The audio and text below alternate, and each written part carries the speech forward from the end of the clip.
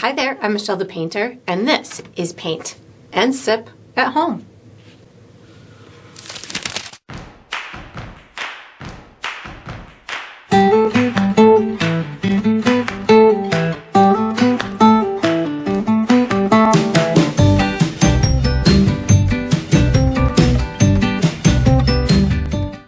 Alright, so today I'm going to be painting daffodils and high heels, and I'm sipping on some peach tea. And if you enjoy this process, I do hope that you like and subscribe to my channel, and that you also check out my Patreon page where you're going to find additional painting perks, including this kind of perk. So what this is the painting that I did today is actually based on a photograph that was submitted by one of my Patreon members by the name of Rachel Sear. So I have this new benefit for my Patreon members whereby they get to submit their photographs that they've taken, and I will select some of them to turn into YouTube video tutorials. So they get to learn how to paint their photo, as well as thousands of other people get to learn how to paint their photo. And in return, as a thank you, I will send that person the original painting that I do in the video tutorial. So if you'd like to learn more about the Patreon membership program or how to submit your own photos, I have all of that information down below in the video description. I hope you enjoy. Alright, so for my materials today, I'm going to be using a stretched and primed 16 by 20 inch canvas. If you're painting along with me, you could certainly switch up the size, but that's what I'll be using. I'm using acrylic paint today. My colors are titanium white, burnt umber, which I like to call brown, Mars black, cobalt blue, fire red, and chrome yellow. And you could certainly switch up those colors as well. For my tools today, I'm going to be using a white piece of chalk for some drawing, and then I have 3 brushes from my personal brush line, which is Michelle the Painter brushes. I have a 1-inch wide flat bristle brush, a number 8 round synthetic brush, and a number 3 round synthetic brush, and I'll refer to these as small, medium, and large as we go through the painting process. Of course, you can switch those up as well. If you're painting along with me, you're probably going to want to have a cup of water for washing your brushes, as well as a paper towel for drying your brushes. And down below this video, in the video description, I will be providing you with a few additional resources that can help you throughout your painting process.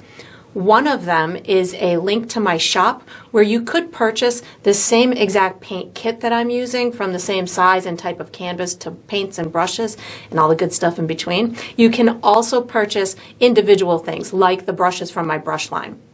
So that's there.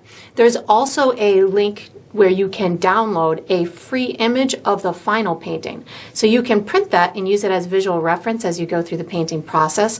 And there's also written step-by-step instructions down there for you as well. And that's all we're going to need today. Alright, so what we're going to do for the first step is we're going to be painting a base coat onto the canvas. I'm going to use my large bristle brush to paint, but I'm going to use my small brush to pre-mix a custom color. I'm going to be using brown, black, and white in order to create a custom mid-tone grayish brown that we'll be using for a base coat. So I have pre-mixed my color on my palette here, a grayish tan, something like that. So this is the color I'm going for. How I got to this was a whole bunch of white and then a good amount of brown and a touch of black. So what I'm looking to do is get a mid-tone kind of warm type of gray that I'm going to be utilizing as the base coat throughout the entire painting. I think I need a little bit more brown in this little area that I just mixed in through here so it matches my other pre-mixed color that I created. There we go, that's looking pretty good. And then once I've got the color that I would like, I'm going to put my mixing tool away, take out my large brush, and paint the entire canvas with this color. So as I do this, I know I don't need a perfectly executed layer of paint, because I know we're going to be doing another step to this background that will help to fill in any unpainted spots or any little bits of streakiness that you might that might happen on a first coat. So just know as you're painting yours, if you do see the evidence of your brush marks, or you see some of that back kind of the canvas color poking through, don't worry about it, because we'll get that all covered on a future step. And I just kind of, once I've got it on here, as you see, I went around the edges so I don't miss my edges like sometimes I do. So just get those first, and then I'm just going back and forth with these nice long, broad brush strokes in order to get this colored in. Once I get the whole thing colored in, what I like to do is I will take my brush and, in essence, kind of level out the paint. Even though acrylic paint is self-leveling, if it's still kind of moist, you can just take that big brush and go back and forth left to right. And this will help you to catch any spots that you might have missed, or to level out any really thick spots, and just gives you a nice kind of flat, even coat. And then we're going to be using this same brush for the next step. So once you've got this done, you can wash and dry that large brush and get ready for the next step. All right, so what we're going to do for the next step is we're going to finish the wall and the table or floor, the surface that the shoes and the bouquet are on. I'm going to be using my large bristle brush to paint, but again, I'm going to use my small brush to pre-mix a dark gray color. So we're going to put a little bit of atmospheric dimension on the wall, so it's going to be a little bit darker up in the top left and right hand corners. We'll put a second layer on the wall with this gray color, and we'll make it a little bit lighter in the center. And then the table, well, I'm going to call it the table. It's probably, I don't know if it's a table or a floor. The surface is going to be the custom dark gray, and we'll make it a little bit lighter in the center and a little bit darker down at the bottom left and right. So the colors I'm going to be using are my custom gray, black, brown, and white. And what I've done, I've pre-mixed myself a dark gray color on my palette here. So that's what I'll show you how to do first. So this is my dark gray color. It's, again, a warm gray. So how I got to this is a whole bunch of brown, a little bit of black, because black can really easily take over, and a touch of white.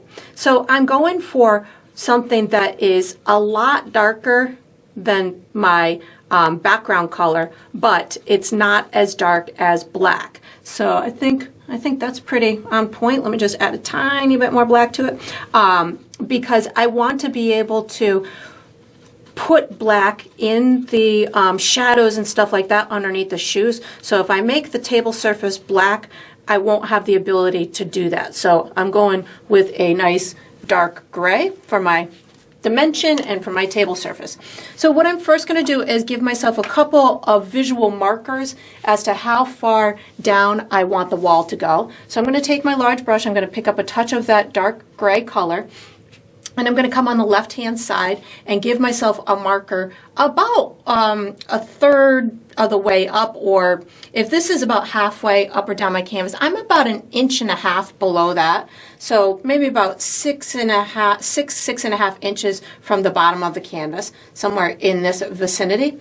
And then what I'm going to do is I'm going to measure how high up I did this, because yours might not be exactly the same as mine. So I take my brush and I measure how high I did it, and then I'll go on the other side and give myself a marker at about the same height. So this will give me a good visual stopping point for my wall. Then what I'm going to do is I'm going to take that remnants of that color, the dark color that I have on my brush, and I'm going to rub it up in these top left and right hand corners. So I'm allowing it to softly just kind of enter into that middle, that mid-tone. I don't have enough paint on my brush to do that corner, so I'm going to pick up just a teeny tiny bit more on my brush so I can get this to be pretty darn dark up here in the corner. Then I just take it, rub it across that top, and once I've got it on here, and I think I want a little bit more on that right-hand side. Once I've got it on here, what I'm going to do is I'm going to start picking up my background color, that original lighter gray tone that we had created, and I'll get this all to blend in. So now I'm going to pick up my background color without washing my brush, and I'm going to just start blending it in through here. I'm using kind of a, right now, just kind of a curved type of stroke in through here so I can get this nice natural blend up in these top left and right corners. You could certainly make yours not as gradiated as I have mine up in these top left and right. You could do it straight across left to right if you wanted to. I'm just emulating the look that I see in a photo reference. So this is how the photo reference has it. So I'm just emulating that that little atmospheric dimension up there. So then I'm just kind of using that base gray that we had created to put a second coat on my wall. So I'm going to bring it right down to where my markers are, the left and the right markers, something like this. You can just kind of go straight across, give yourself just, it's going to be the same color when it dries, but this is just getting me a visual idea of where I need to paint that second coat. And then as I come towards this center, I want it a little bit lighter. So what I'm doing is I am putting a second coat of my background gray on. And in a second, once I've got it all on here, I'm going to pick up just a touch of white to give it just a little lightness in through here. So it's still kind of moist in through there. So what I'm going to do now is I'm picking up just a little bit of white, and I'm going to give this center area just a little bit more of a glow. So because it was wet still, this is just going to blend in really nicely and just give it just the hint of a lighter shade right there in that center spot. Just a nice way to add a tiny bit of atmospheric dimension without having it be too dramatic. Then what I'm going to do, I don't even need to wash my brush. I'm going to just pick up that dark gray that I had created.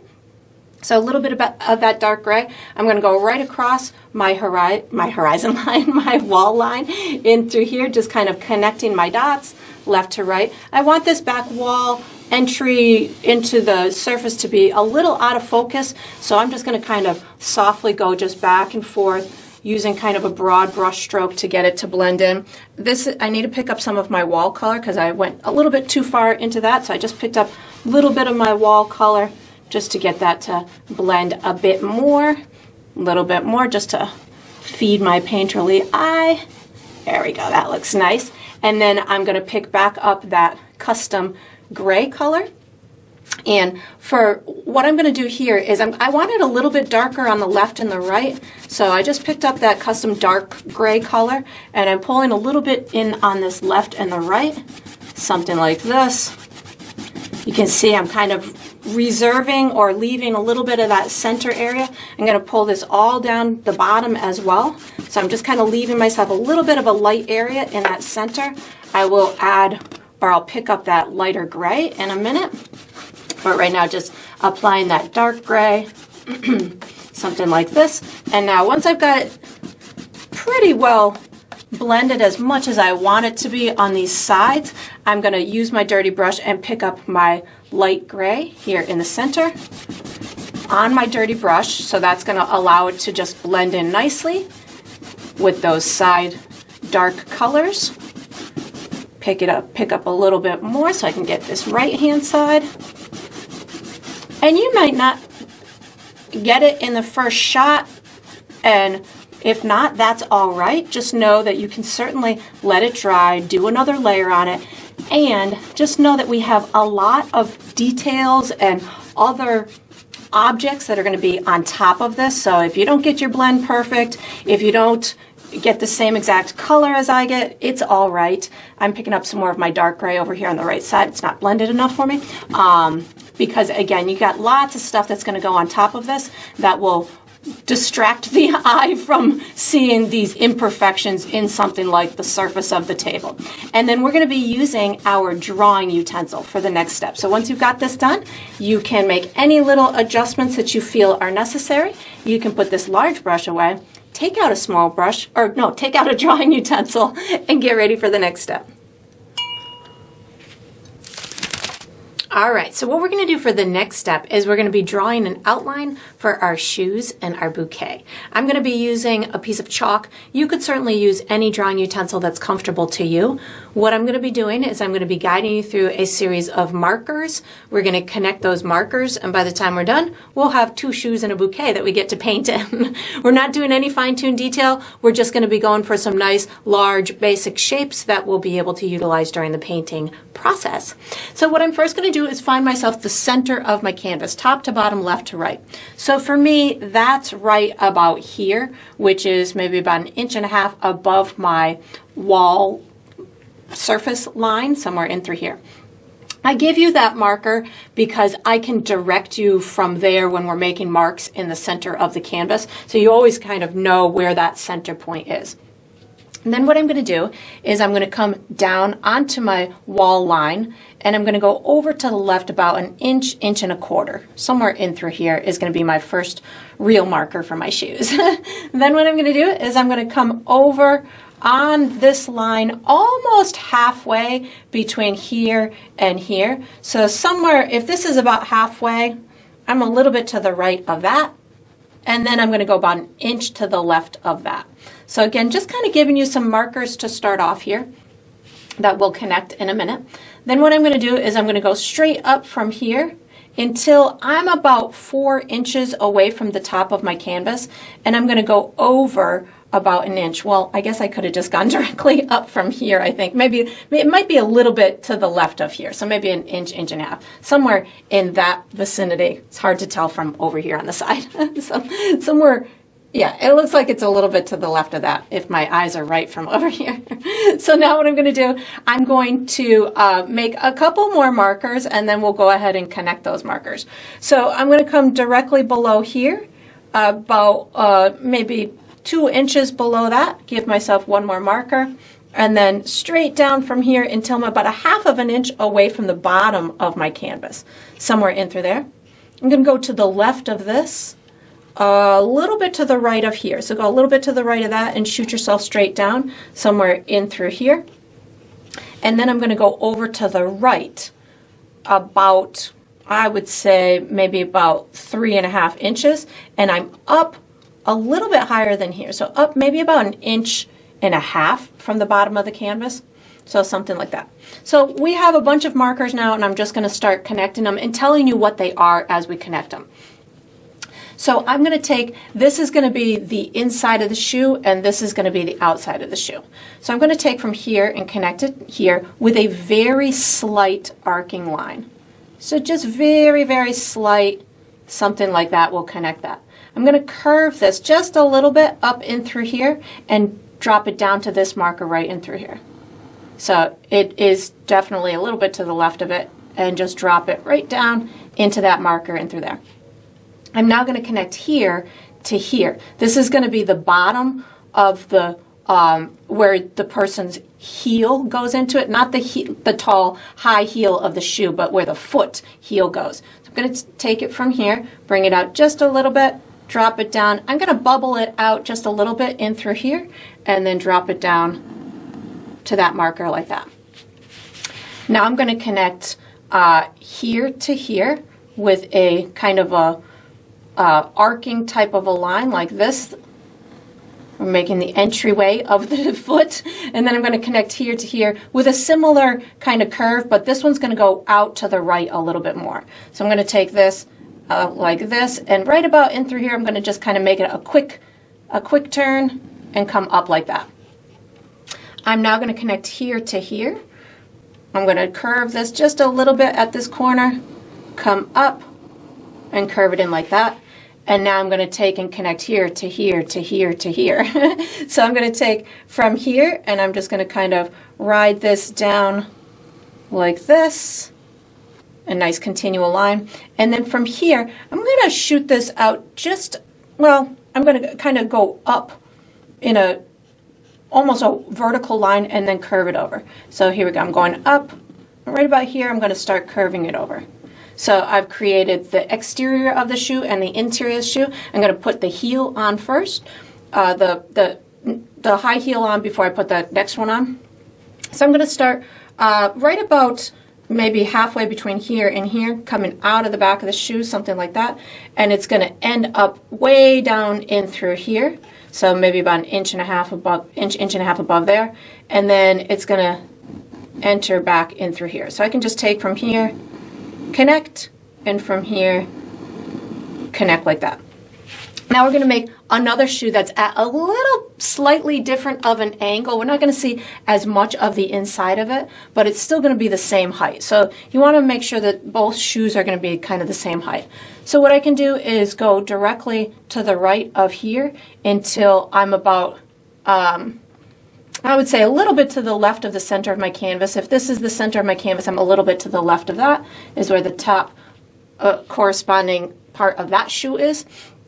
And then we'll make a couple of dots on this horizon line to mimic kind of what we did over here. So I'm going to come from here. Actually, I can go just about directly below my center of my canvas, somewhere in through here. Then I'm going to go to the right of that about an inch, to the right of that about an inch, and then to the right of that about, I would say, 2.5 inches, somewhere in through here. I'm going to connect. Well, let's make some bottom markers first. So I will come directly below here at about the same parallel as we did over here. So about the same as that, and then drop it down to the bottom, just like you did over here, almost to the bottom, like 1/2 inch away. Let's see, we'll go to the left of this about an inch, give ourselves that little curve like we did over here. And then to the right, we'll go maybe about an inch away from the corner in and up. So somewhere in through here will give us like this corner right in through here. Now we'll start connecting our dots. So I'm going to take from here to here and connect it just similarly to how I did the other side. So I'll just take this up like this, curve it right up at that tippy top, and then I can take it straight down into this one. So something like this will take me right there. I'm going to connect here to right here on my where that wall meets the surface, so something like this. And it's similar to this one, only it might not jut out as much because we're seeing it at a little bit of a different angle. So something like this will give me that one.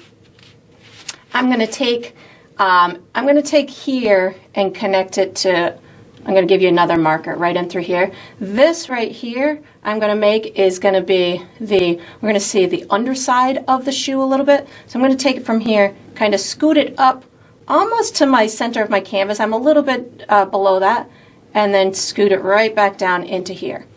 Then this one I'm going to just bring up like that, and then down like this to about that meeting point.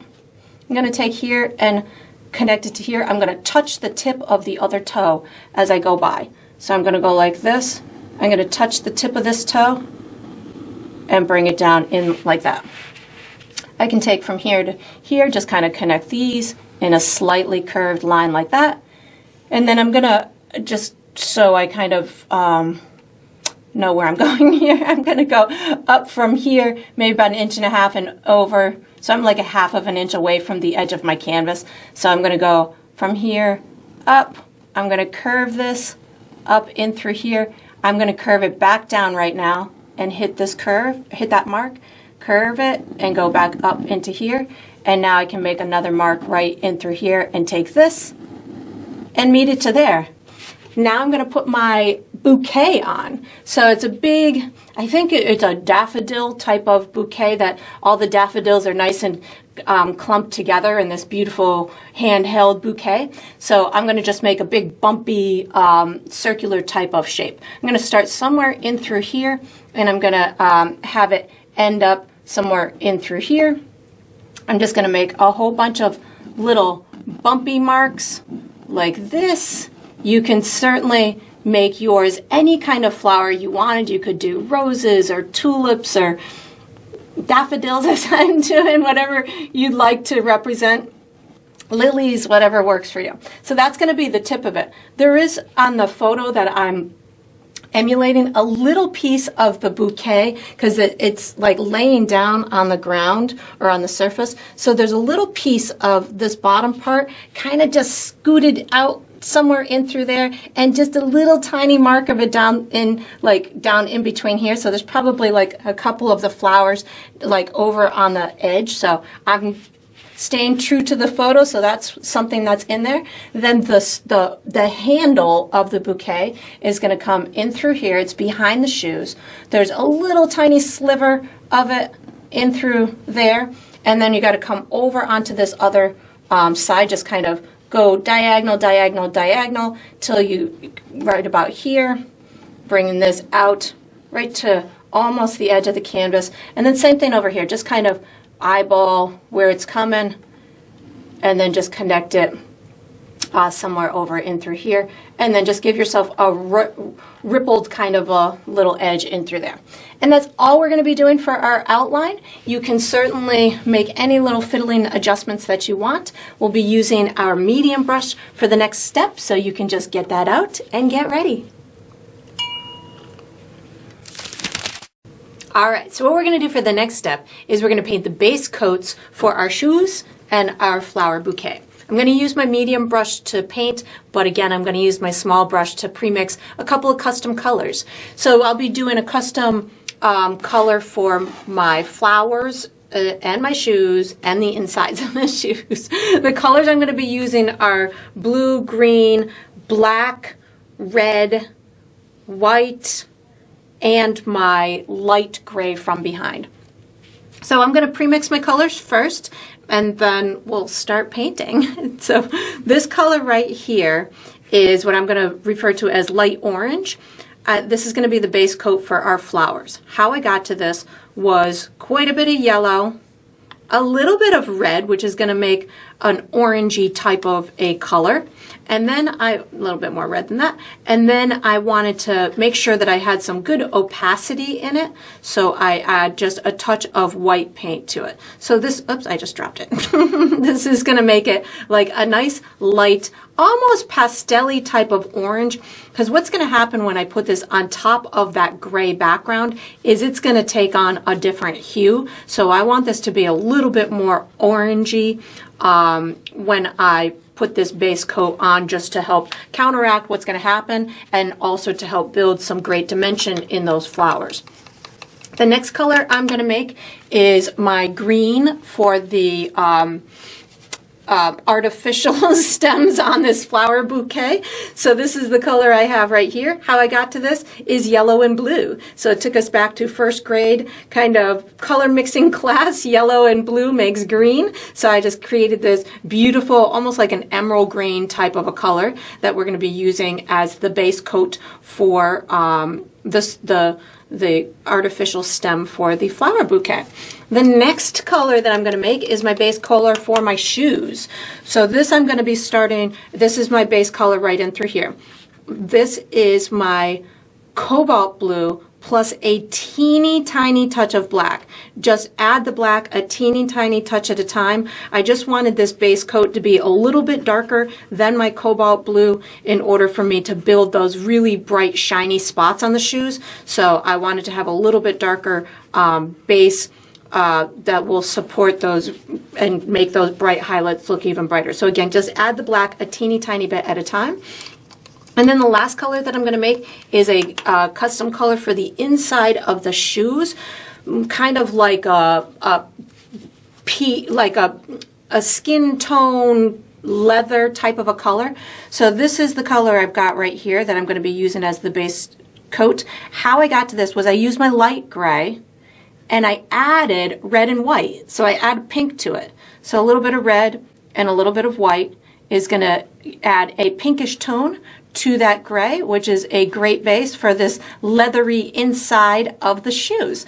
Of course, you could make yours whatever color that you want, but I know once it gets on that canvas, it's gonna, you know, have a little bit different tone to it, so this is gonna work out just great for me. So then I'm gonna just put my brush, my mixing tool away. I'm gonna start with my flower, and I'm gonna use this custom orange type of a color. I'm going to just bump my brush around these edges so I can get a nice kind of organic type of a look to the edges of that bouquet. When I go down by the shoe, I can give it a nice clean edge, something like that. We'll be putting all of the texture into this flower bouquet later. This is just really getting us started, putting a base coat on here, something that we'll be able to build the dimension off of. So again, don't worry about it being perfect at this point. Just give yourself a nice kind of organic edge over on the side like this. And I tend to leave a little bit of my guidelines sometimes showing, so that way during the painting process I don't get too confused as to what parts are what. I'm just kind of taking my brush and almost spinning it around, so I've got some nice texture kind of started in this process, as opposed to long kind of straight strokes. I know that the little tips of these petals look a little ruffled, so I'm using this circular brush stroke to I guess help start that ruffle type of look process. Even though I needed to go kind of smooth as it met that shoe, I can still utilize some kind of textural brush stroke while applying that base coat. So just getting a little bit more over in this section like that. And then I can't forget about this little tiny piece right in through here. So we're just going to kind of stick a little piece of that color right in here and right in here. I think that's all the places I needed. That looks good. So then I'm going to wash and dry my brush. And this particular photo has two different things happening on the stem of this bouquet. So the handle of the bouquet. So the artificial stem part is over here. I'm going to use that custom green to paint in this whole section. And again, I just went right up to the edge of the shoe, and then I'm just going to paint this in. I have a little sliver of it right in through here, so I'm going to make sure that I get that color right in that little tiny area. And then the handle where the person holds on to is actually a light blue color. So I'm going to use my custom blue that I created for the shoes with a little bit of white to do the base coat of that handle part, which is these two little sections over behind the shoe. So this is just the stem. So that looks good in through there. I'm going to wash and dry my brush. I'm going to pick up a tiny bit of my custom blue for my shoe and a tiny bit of white. I mean, just a little dot of each. You don't need to do much at all. I've got this little section in through here.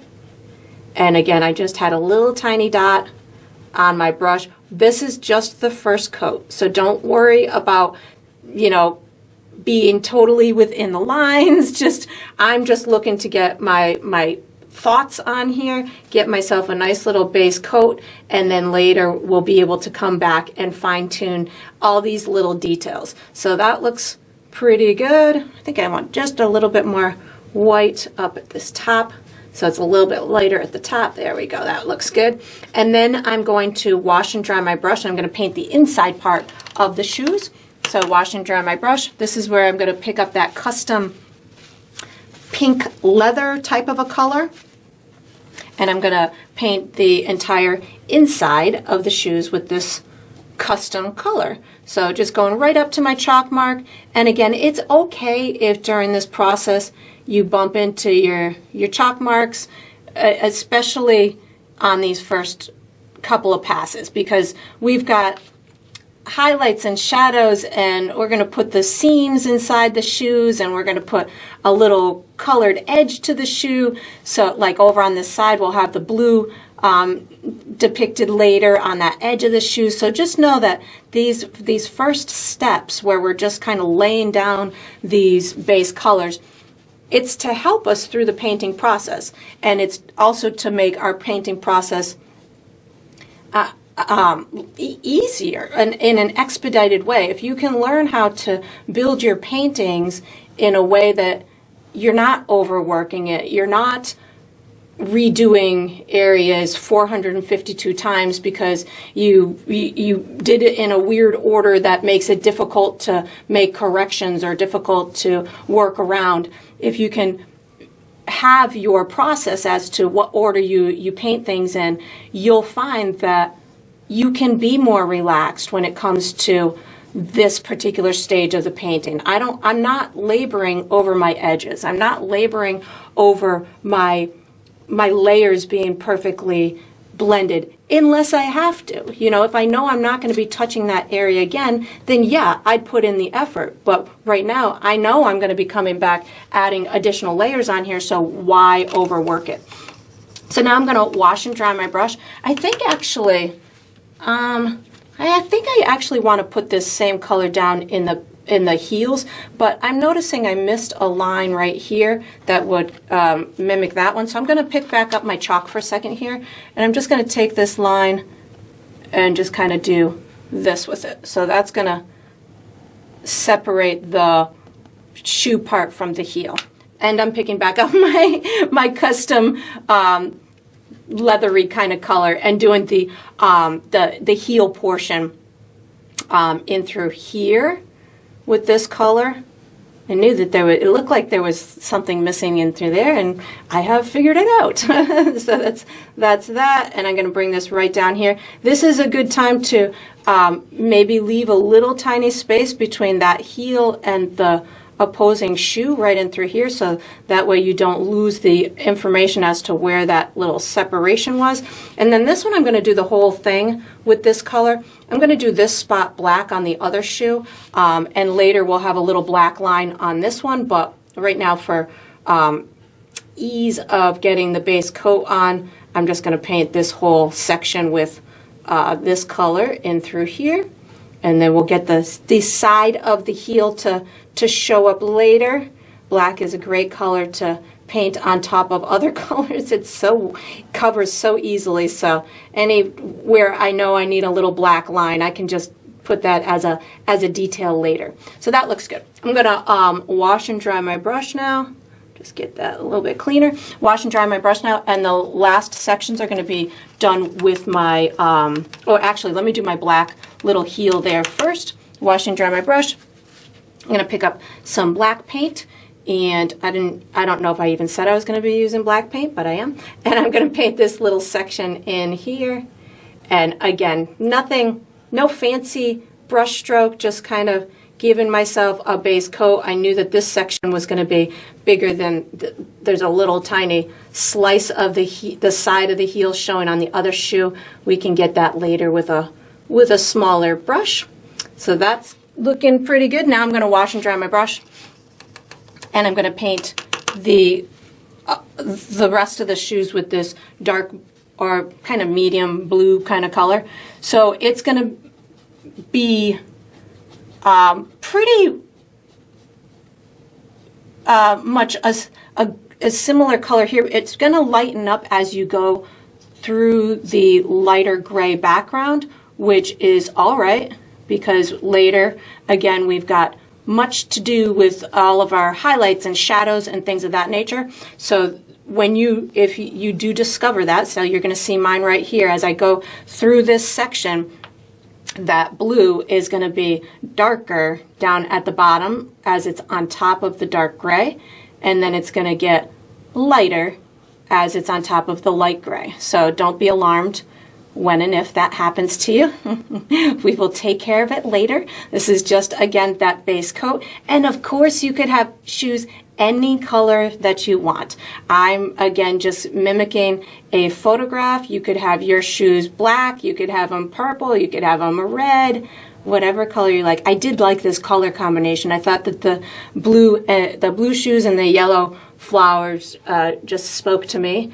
They are favorites of mine, so I dug this photo for that. Was one of the many reasons why I selected this photo, was that color combination really spoke to me. So it's funny how the selection process goes when you're trying to figure out what to paint, what's going to inspire you, things of that nature. Sometimes things that just speak to you personally, like colors you like, or objects you like, or scenes that you like. Sometimes that's just where you go, you know. And if you can kind of you know, steer yourself in those type of directions, the painting process becomes, again, more enjoyable. And to me, that's what painting is about. That's why I started painting, for the joy of it. And anytime I get the opportunity to you know, add to it, add to that joy by doing, you know, objects I like or colors I like, it just enhances my experience. And that's, you know, that's what, you know, why I do it. You know, it just helps me enjoy the process that much more. So I want these two to touch each other. So I'm going to go really delicately here and just kind of get them to, there they go. They touch right there. So it'll make sense with that little piece of the flower just poking its little accent through and through there. There we go. And I'm using this brush because I know that I'll be able to use it for some other fun details with the flowers and stuff. You could certainly be using like a bright brush or a flat brush or even a filbert brush to help fill in these spots. But I like my rounds, especially when I know I've got a painting that has lots of different size shapes I'm going to be painting in. So this one I knew that I had, you know, little areas in through here. I have the little tiny areas in those heels that I needed to get to. But if I was doing like a large blend or something like that, I might have opted more for the bright brush or something more that could cover a larger surface as I was painting in. I don't know why I'm going so slow on these lines. I feel like they should be kind of clean lines, so I'm just taking my time. And then once you've got this done, I am going to shoot one little blue line down that right-hand side of the shoe just to get this blue started on that side. Let me just finish off this little area. Is kind of waiting a minute for that for this to dry. So now I'm just going to take the tip of my brush and go right down this right hand side, give myself just a little outline around that shoe. If I can not put my hand in wet paint, which I'm inevitably going to do. There we go. And I can clean that up later. It doesn't have to be perfect at this juncture. Just something that will get us started. I just put a tiny bit of water on my brush. I should probably be using a smaller brush for this, but you know me, I'm just going to roll with it and let happen what's going to happen. There we go. And then just bring this right into here. And then we're going to be using this same brush for the next step. So once you've got this done, you can wash and dry this medium brush and get ready for the next step. All right, so what we're going to do for the next step is we're going to finish the stem and handle and their reflection. So I'm going to use my medium brush. I might tap into my small brush too if I need to, but in my head I'm thinking I'm just going to use this one. I'm going to be using my custom green, black, white, yellow, and my light blue, or my custom blue plus white. So I'm going to start with my stem area over here. I'm going to pick up a tiny bit of black with a little tiny bit of water on my brush. So black plus a touch of water. I'm going to put a dark kind of shadow down at the bottom of it. So something like this is going to give me a nice kind of deep shadow down at the bottom. And then you can put as many shadows as you want kind of in between the fake stem pieces of this little bouquet. You could even go with like whatever you have for little bumps. You could put a little kind of shadow in between those. It doesn't have to be a super dark, deep shadow. I'm making mine pretty dark, but they don't have to all be as dark. Like if you go up towards the top, I'm going to add some highlights in a minute that will help to bring this to life a little bit more, but you can certainly put as many little shadows in there as you want. I'm thinking that that's pretty good. Now what I'm going to do with black and green on my brush, a little bit of both, is I'm going to start the reflection before I start adding light colors to my handle. I'm going to come up here just maybe about an inch give myself a little bit of a marker. I want this to kind of shoot right behind my shoe and kind of come over in through here. So I'm just going to give myself a real dark diagonal line like this in through here. And again, it's okay if you bump into your shoe a little bit. Then right down at the bottom here, I'm going to just kind of give myself a little ripple-esque kind of to emulate that. This is going to go all the way past my shoe. So I'm going to pick up more green just so I can show you where this is going. This is going to go all the way past my shoe in through here. So this is the reflection. It's going to be darker than the actual bouquet because it's kind of, we're seeing the underside of it. So I'm going to pick up a little bit more black and just give myself a couple more little dark lines in through here. And again, I'm okay with bumping into my shoe a little, especially around that heel part, because I know I still have to paint my shoe. So that's why I'm opting to do this first. And we'll do a reflection of the shoe heel in a little bit as well. So I just keep picking up my black and my green just to kind of give myself a real dark reflection in this surface. And again, this is what's going to make it look more like a photograph, is when you can incorporate these little nuances that you're seeing in the photograph. This disappears over here because then it becomes a reflection of the shoe. And again, we'll have a reflection of the heel on there in a little bit. I'm going to put a tiny bit more black on my brush I feel like I need this to be a little bit darker in through here, just again to represent what I'm seeing. So just a little bit more darkness in through here, maybe even a little bit darker on these guys in through here, something like that. Looks great. Right up to that shoe. That's looking pretty good. Just rubbing it out so I've got a good representation in through there. Now I'm going to start to add little bits of highlights on this piece. So I'm going to wash and dry my brush, and I'm going to pick up my light or my green plus a tiny bit of white.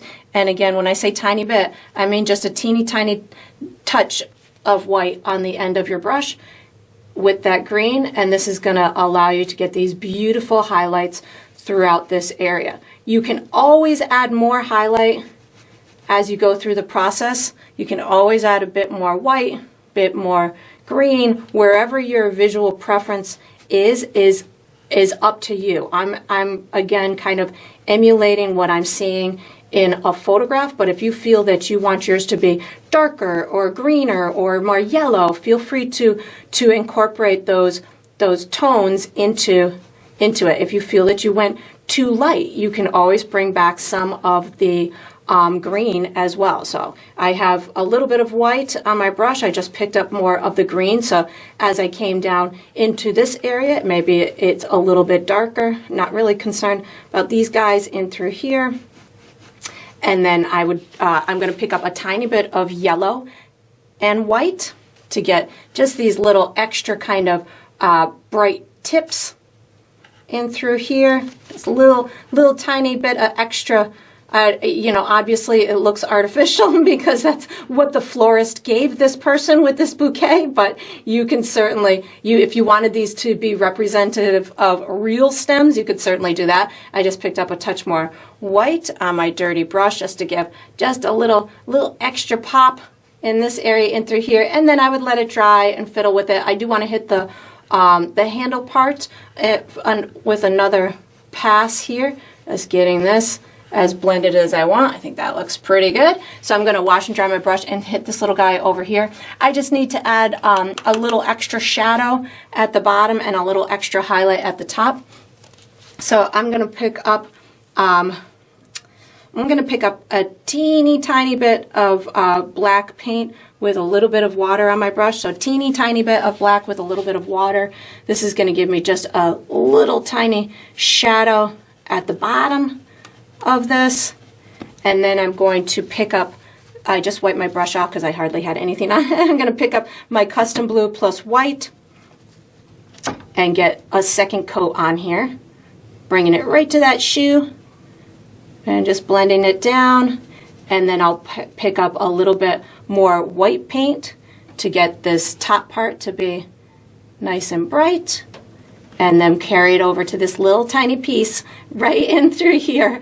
And then we're going to be using, oh, I need a tiny bit of a reflection of this handle right down below too. So let me just make sure I got this. So this is going to be just an itty bitty bit. I'm thinking we're going to have a little reflection of the flower right in through here, and then just a teeny tiny bit of this. So I'm going to just pick up a tiny bit of my shoe color, just an itty bitty bit, and I think I'm going to just kind of pop just a smudge of it with my dirty brush. So just a little hint of that in through here, something like that.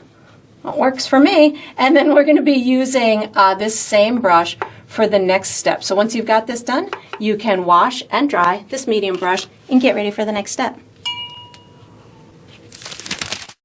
All right, so what we're going to do for the next step is we're going to be painting our flowers or finishing our flowers. I'm using my medium brush. The colors that I'm going to use are that light orange, yellow, white, brown, and red.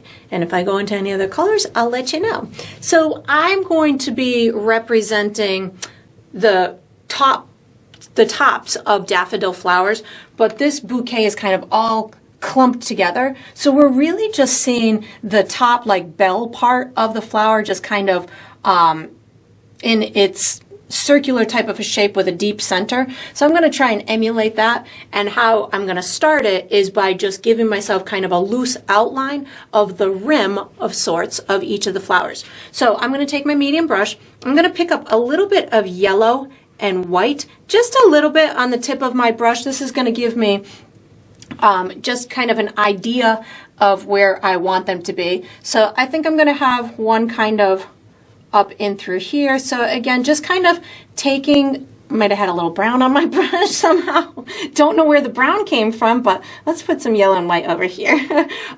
So just kind of taking and saying, okay, well, I'm thinking that this is going to be the tip of one of the flowers. And you could even start pulling in those little petals, but we'll tackle more of that in a minute. Just kind of getting my bearings straight. I'm going to have another one kind of in this vicinity, kind of curling up like this. So that'll be the center of it. Just kind of want to pull these in so I don't have super firm edges to it. I'm going to have another one kind of in through here, and I'm just kind of giving it like a little rippled type of an edge. All of these are going to kind of talk to one another in a minute. This is just giving me my roadmap. I'm going to have the tip of one kind of in through here, like that's going to be the center in through there. So of course you could pull those in. We've got, I'm thinking this might be just the edge of one, something like that. Just trying to think of what these are all going to represent. Maybe a little edge over here. And then I've got one big one kind of coming down over in this vicinity. And we're going to have lots of shadows and stuff that'll get these to sink in. This is going to be the edge of a flower in through here. I need a little more yellow and white because I'm running out. And then we've got just like the little ripples of edges over in through here. So that kind of gives me a good footprint as to how I want like the bell type of shapes to go. Maybe this is an edge in through here. So now I'm going to wash and dry my brush, and I'm going to put some shadows in the centers of the flowers so we can get that dimension going. And the flowers themselves are going to be lit up and brighter at the top and darker down at the bottom. So I'm going to be using a lot of my orange type of tone down at the bottom of this bouquet and more yellow and white towards the top. But first, I got to get those shadows in there. So on my palette here, I have taken my light orange and I added brown and a touch of red to it. I could have just added brown to get it to be darker, but I knew if I did that, it was going to be a little bit too muted of a tone. So the red helped to keep that bit of richness to it. So that's going to be my shadow, inside the centers of my flowers. That's going to be my shadowy type of color. So once I've got that, I don't need too much on my brush. I'm afraid I might have too much. So I'm going to just give it a little wipe on my paper towel. And I'm going to start putting these shadows in the insides of the flower. So I have an exterior ring here, one here, and then a little one here. So I can put this deep dark shadow right in here, and then I just blend it out towards the edges. Of course, we'll make those edges look better in a minute, but this is just gonna get it started. So I'm putting more of that dark color right in here, and then just kind of blend it out towards those edges. And I'm gonna do this for all the ones that I feel I'm gonna have a deep center to. So I feel like this one's going to be pretty deep in through here, and I can continue to add more darkness as I need, but right now I'm just kind of putting it in place. I feel like this one's going to get a pretty big one, pretty dark center in through here, and then I can just kind of rub it out. Like I feel like we're going to see the edge here, and then the inside of the flower into there. And you can always pick up some of that orange too. Like I just picked up a little bit of that orange just to get them to blend just a little bit if you wanted to, but not necessary. I feel like I need a little bit of a shadow right maybe underneath this edge in through here. So just going to pop a little shadow on in through there. This is going to be bright because it's up towards the top. I want some more darkness in this guy in through here. I feel like I want to just make ripples of the petal edges in through there. So I'm just going to kind of take this, put a pretty dark center in through here, and then just kind of blend it out for this guy. I'm going to pick up a little bit more of that orange too. Just get this little center.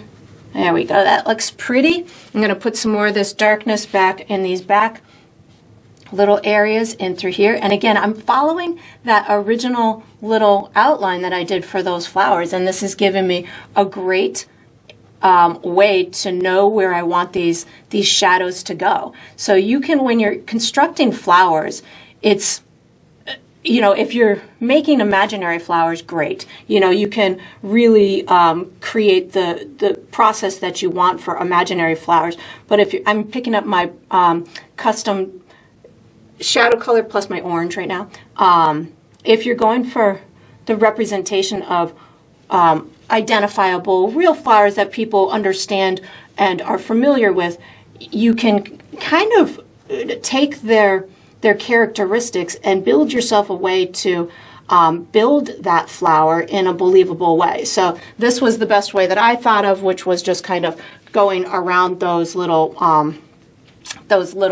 edges and creating that center appearance. I just picked up some of my light orange, and I'm going to now pick up my light orange to just give myself another coat on any areas that didn't get hit with that shadowy color.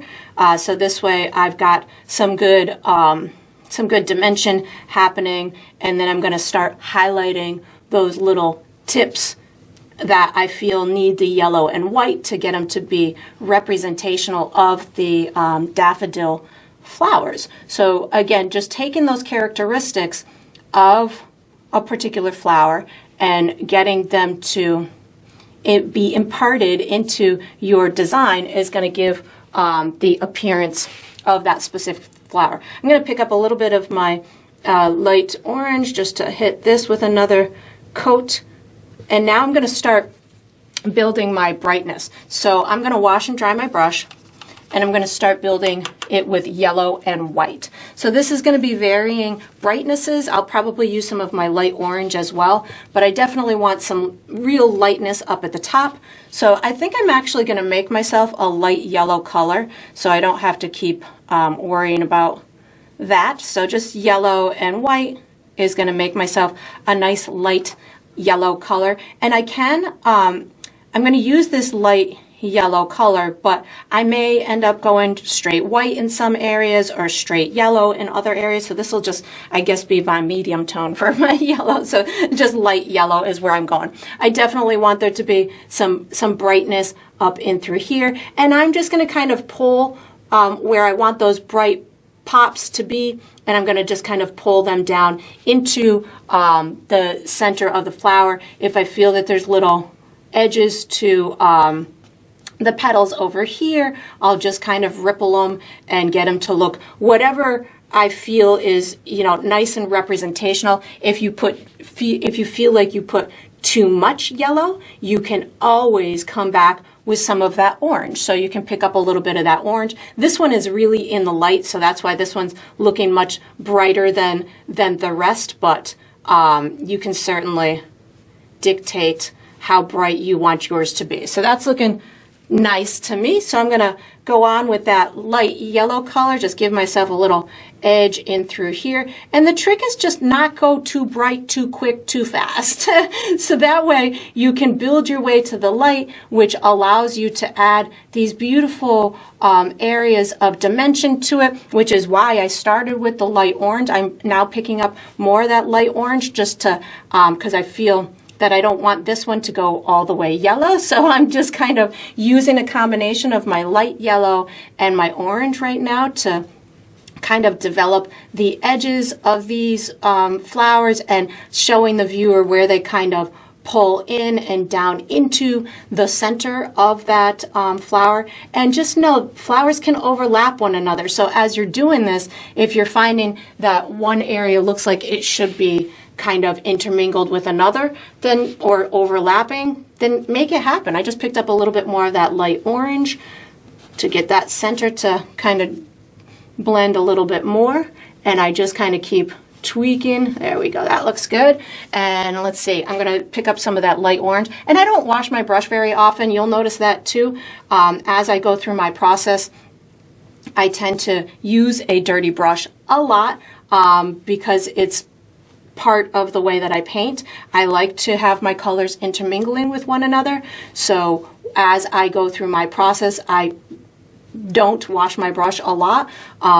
But if I come to a point where I'm mudding up my colors and they're not working well together, then I definitely will wash it. I just picked up some of my light orange because I felt like I want this corner to be and on my dirty brush. So I have like light orange and light yellow on my dirty brush. And again, I'm just kind of flipping back and forth between my light yellow and my light orange right now to give myself these different values within this bouquet. It's looking pretty. I'm adding a little bit more light yellow. I feel like I want some extra pops. Oh, I want there to be like the little ripples of the edges in through here. That can always add great dimension and texture as you're doing something like this. If you feel that you need to add a bit more pop, adding those little wrinkles and ripples along the edges. I'm going to put just a little tiny bit more of my light yellow just at the tippy top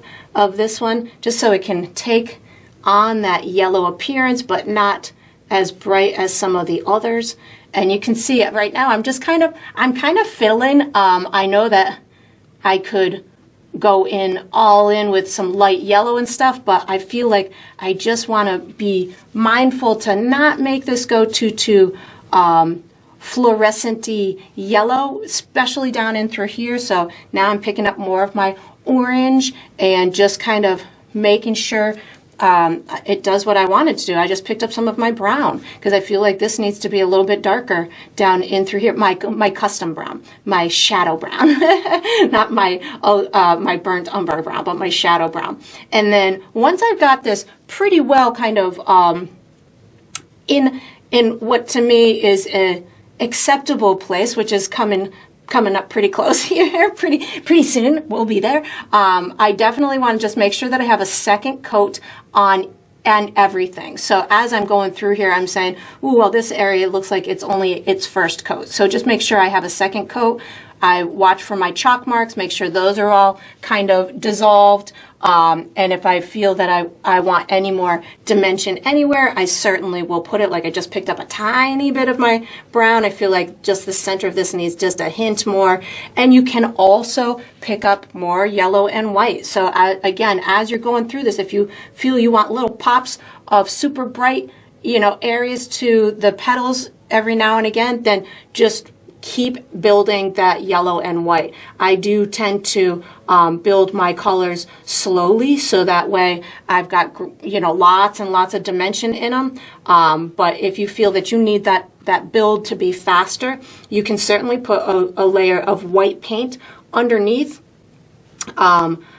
some of these yellow areas, and that's going to make those, let the white dry, and then you can pop on additional yellow right on top of it, and that will make it as bright as you want it to be. And then just varying shades of these of this yellow and orange. And you can also, if you're getting it done and you're like, oh, I want it to be yet more yellow, you can pick up that chrome yellow and pop that on some areas. That's going to give you that intense yellow, yellow, yellow, yellow, yellow look. So if that's something that you really desire, you certainly can build that into the equation.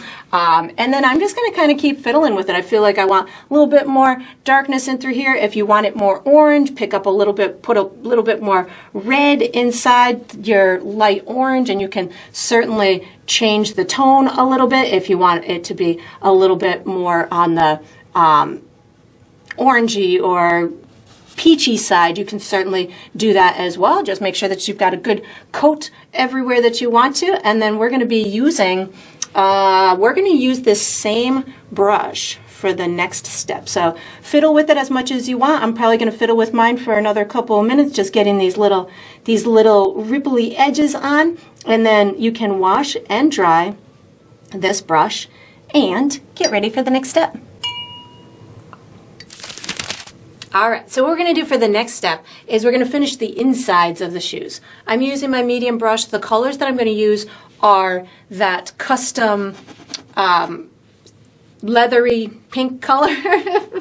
I'm going to also use white and maybe a little bit of brown as well.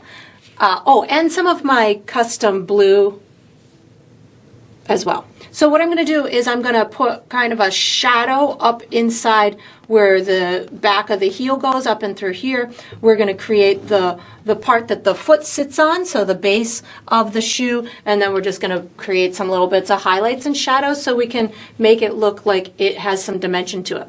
So I'm going to put a tiny bit of brown paint on my brush with a little bit of water as well. So I have watered down brown paint. I'm going to make myself a couple of markers somewhere in through here on this heel, and then down in through here. I'm going to come in almost halfway between here and here, somewhere like this. I'm going to connect these with a curved line. So just a nice sketcherly line. You don't need it really firm. This is just kind of explaining to yourself where that inset is. And then on this shoe, because it's at a little bit different of an angle, it's going to disappear behind the shoe a little bit lower. So somewhere in through here, almost at the top of this heel part is where that one disappears. And I'm just reloading my brush with a little bit of brown and a touch of water. And then gonna, again, about halfway between here and here, somewhere in through here is where it disappears. So something like that. So that just gives you the bottom part to the side part. Now I'm gonna pick up, without washing my brush, I'm going to pick up a tiny bit of my custom blue and white, just a itty bitty bit. Think of this almost like the color that we had on the handle of the flower thing. On these particular shoes, there's a little like label or something up in this right hand corner. So I just want to kind of emulate that. It comes down something like this, and then it gets darker as it goes into the shoe. So I just kind of give myself a little bit of an outline, something like that, on my dirty brush.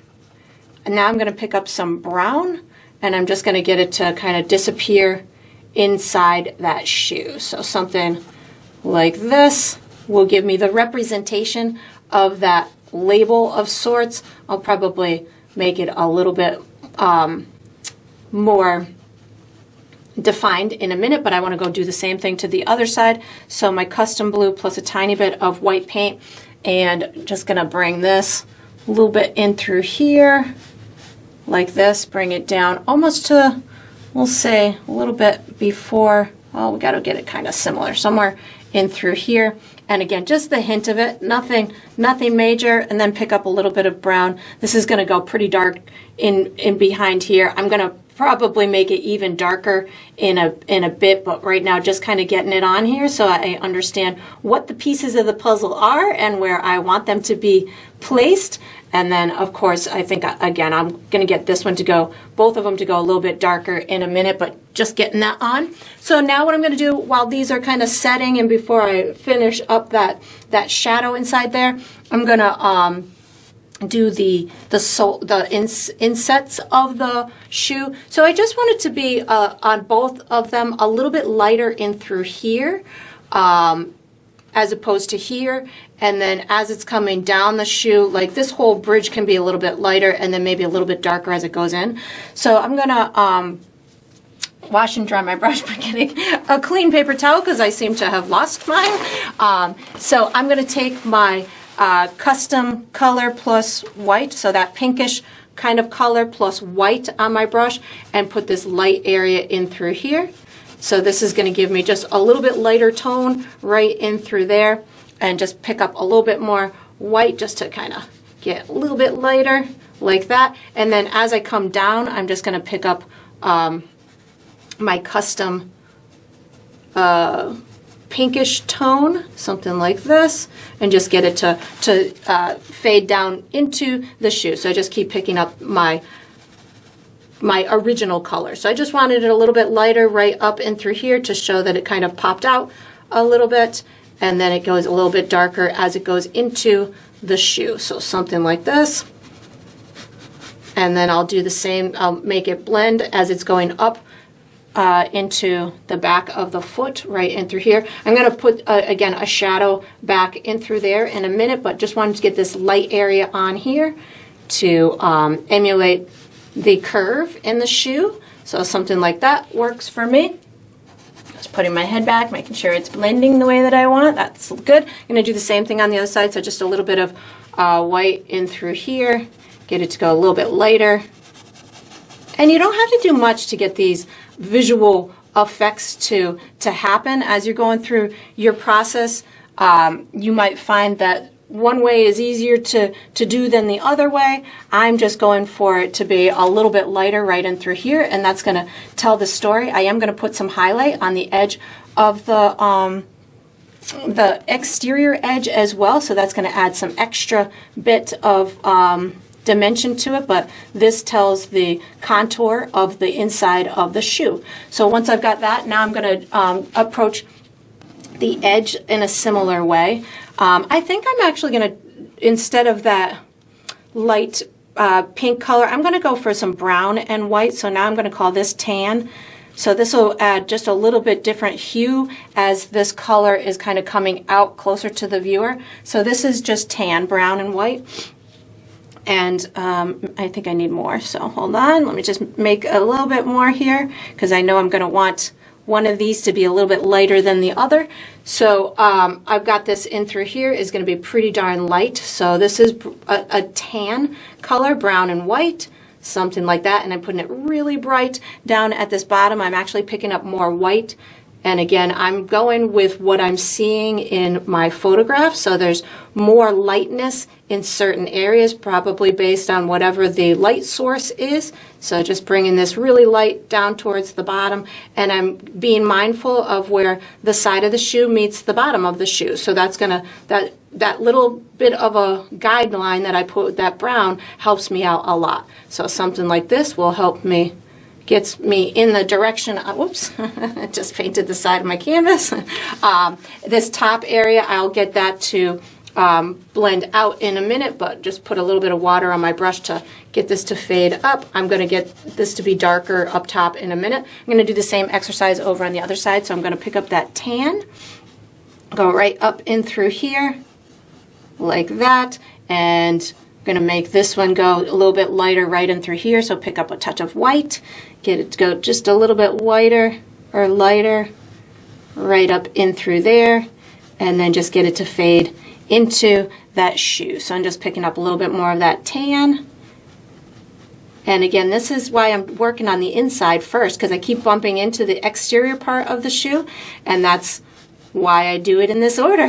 So that way I don't have to be terribly concerned. And I'm muting this little seam in between because I was just really using that as a guideline. I don't need it to be super dominant. So something like that. Now I'm just going to shadow inside those shoes. So I'm going to actually pick up a touch of black with a little bit of water on my brush, so black with a tiny bit of water on my brush and a little tiny bit of paint. I don't need a lot. I just want it to go have a little bit of darkness in through here. Just be careful with the water because you can lift that paint right off of your canvas if it's too fresh and too new. So I'm just kind of hardly touching my canvas, allowing, and I'm also thinking in my head the contour of the shoe kind of, you know, would be curved a little bit. So I'm playing with that as well, and then just making sure I've got that, maybe a little bit of a shadow up towards the top of this area in through here, where that kind of goes into the shoe a little bit, something like that. And of course you can fiddle with it. I'm going to do the same thing on the other side, so black plus a touch of water on my brush. Less is more. You can always add more later. Just start out with a little and add as you see fit. This is going to come down in through here, and again I'm going to kind of add this shadow as it's going into the heel part up in through there, and just kind of getting this this label thing is just a little accent at this point. It doesn't need to be anything perfect. Might actually pick up a little bit of brown as well. Feel like I want a little bit more shadow coming down here. Just give myself a little bit more contour inside that shoe. Looks pretty good. And if you ever do anything that's like, oh no, that was just too much, you can always just let it dry and bring back that original color and just start over. You can always just keep practicing on one particular area, and then, you know, learning from trial and error. And then once you've got this done, I'm feeling like this is pretty good on my part, maybe just a little rubbing in some additional colors in through there, and then I'm going to be using my small brush for the next step. So once you've got this done, make any little adjustments that you want. Like I want a little bit more white down in through here, and then you can wash or put this brush away, take out a small brush, and get ready for the next step. All right, so what we're going to do for the next step is we're going to be finishing the high heels, the soles, and the shoe reflections. I'm going to be using my small brush. The colors I'm going to use are black, white, my custom blue, my custom leather color, and brown. If I use any other colors, I'll let you know. So what I'm going to do is I'm just going to go through the pieces and kind of finish them up, I guess in a simple way. I'm going to start by adding my black things, and then we'll build our details on top of them. So I'm going to load my brush with black paint. I'm going to put like almost an inch and a half sole on this shoe. So somewhere in through here is where I'm going to start this. I'm going to give it a little bit of a curve and then bring it up towards this back. This is where you could, if you needed to, kind of do any modifications on the shape of the bottom of the shoe. Like I feel that this kind of is a little bit more straight down than this one. So I think I'm gonna just bring this up a little bit and then just kind of make sure that they kind of mimic each other. That looks pretty good, like that. And then I'm just gonna paint this section in with black. I'll put a little highlight on it in a minute, but I just wanted to get it pretty darn dark to start, and then we'll add a little bit of a highlight in a minute. And when you get around the edges, if you need to add a touch of water to your brush to get a nice clean edge, then feel free to do so. It's, you know, that's what I do a lot when I'm going around the edges, especially if I need something to be on the cleaner side. So if I want it nice and smooth, I'll definitely use a little bit of water. So that's looking pretty good. And now I'm going to do the other one. So again, we're seeing them at a little bit different of an angle. So if one of them is a little bit higher than the other one, then so be it. It's all right. And we're also going to be doing lots of detail on the actual colored part of the shoe as well. So as you're going down this. Don't, you know, where the sole meets the shoe. If it's not perfect, it's all right. We're going to be adding a nice highlight and a shadow right along that edge. So if it's, you know, you've got disguising elements coming in real shortly. So I'm just bringing this down to my chalk mark. And again, you could certainly, this is time where you could certainly start eliminating some of your chalk mark if you need to, but I'm going to leave it there for a second. I'm going to go over here to this heel right now with a little bit of black just to make sure that I've got this colored in as much as I need to, and then I'll add a second layer on that paint underneath, but putting a little bit of water on my brush just to make sure that I've got this edge nice and crisp at this point. I might add a little highlight of sorts on it. So that looks pretty good. Over here, I'm going to use black plus a little bit of water on my brush to get this, the side of the heel similar to that. I'm just going to ride it right down this edge in through here. I've got black paint on my brush. Going to just kind of, oh, today I've got a nice shaky hand. I'm going to ride this right down. Make sure that I cross over my, my handle stem thing for my bouquet, so that way it looks like the shoe is in front of it. I think I need that just a little bit wider, but I just needed to start out slow because my hand is super shaky today. So just bringing this right down, and you can go a couple passes if you need to, so don't feel that you have to get this just on the first pass. And if you do have a shaky hand like I do, I brace myself on my hand is riding on my canvas right now. That helps to steady myself, or right now I've got it leaning or resting on my easel. So I'm going to bring this down to the bottom of the shoe. I want there to be a little protector heel part, so I'm going to bring this in almost like a horizontal line, which is going to give the illusion that the shoe, of the direction of the shoe. So I'm going to bring this right in here.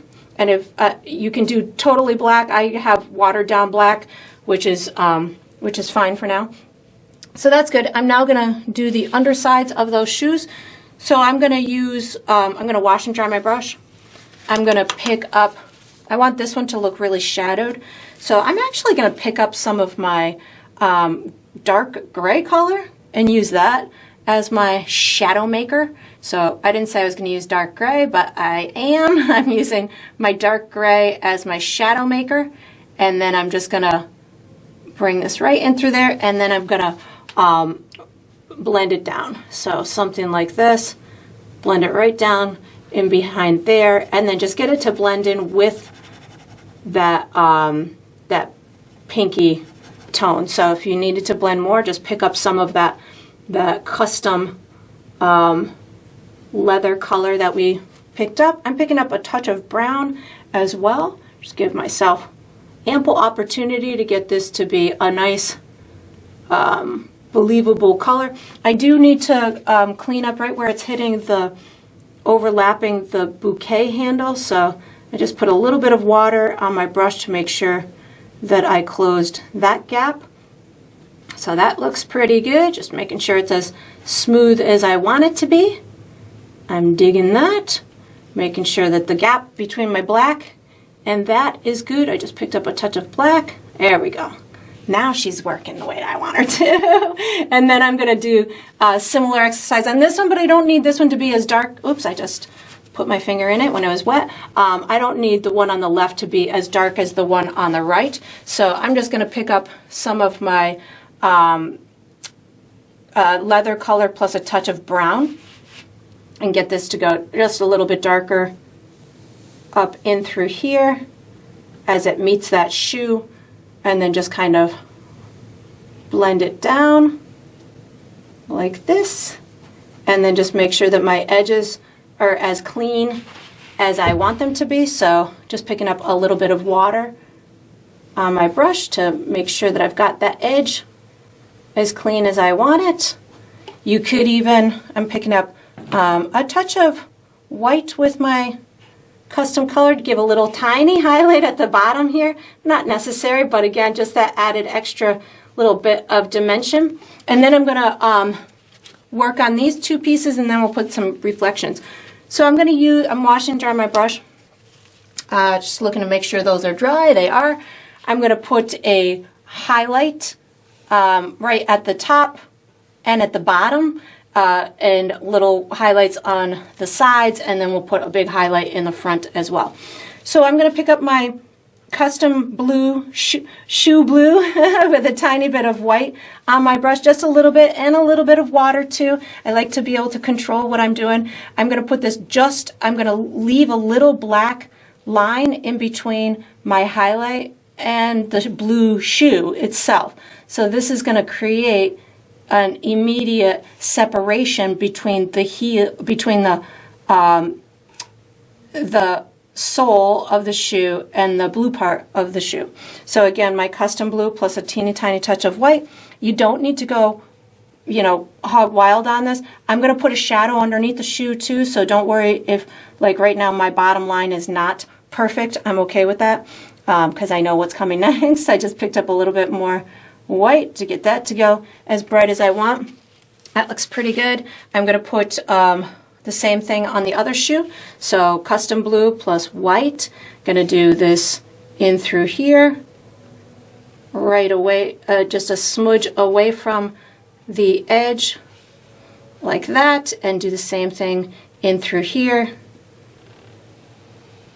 And if you make it too light, like I think that's a little too light, I'll dull it down in a second with a little bit of my blue, but I want to put a highlight right here on the back side of the shoe as well, so a little bit right in through here, just catching the light just a little bit over there. And then I'm gonna pick up my custom blue and put a duller highlight right in through here. So this is just a subtle highlight to give the form of the front of the shoe. This is more to just show that it's shiny as opposed to blue.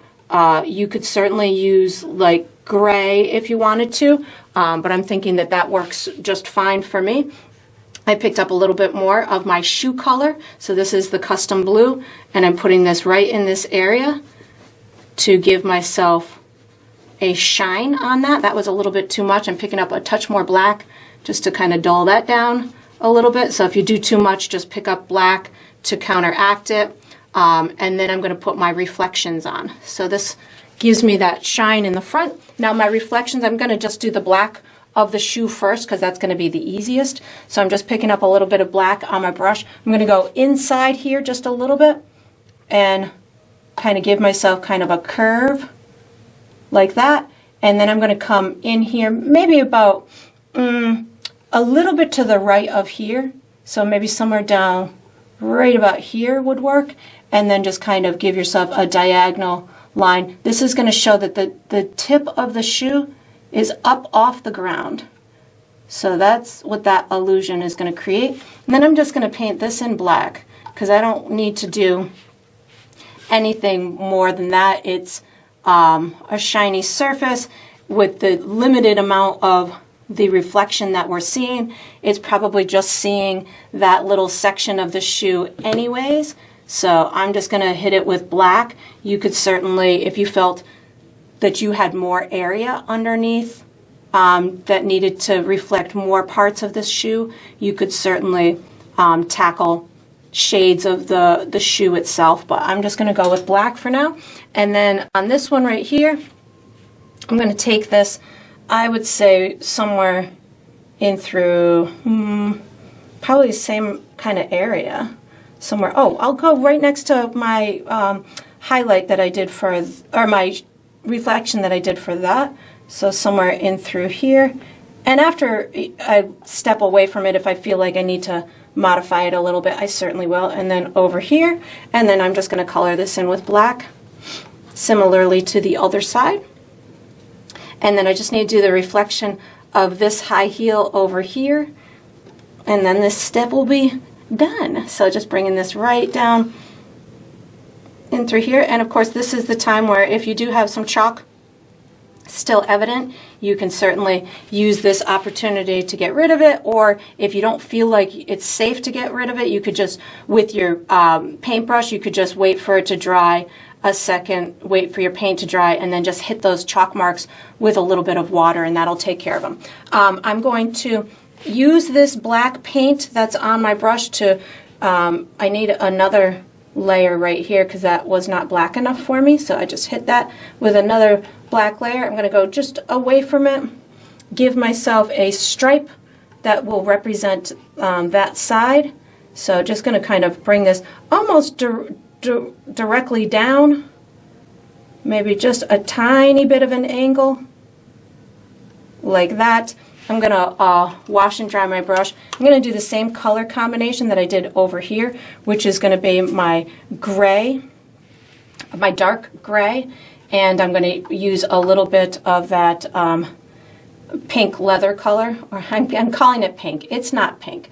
It's like a very faint skin mauve-y type of a color, and I'm just doing a reflection of this shoe heel.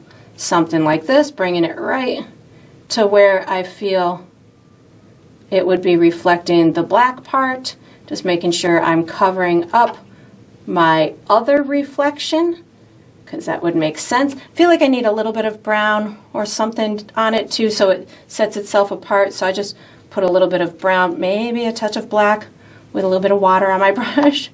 There we go, just something a little bit so I can see it. I could hardly see it. Maybe I could I could lighten it. That's what I can do. A little bit more of my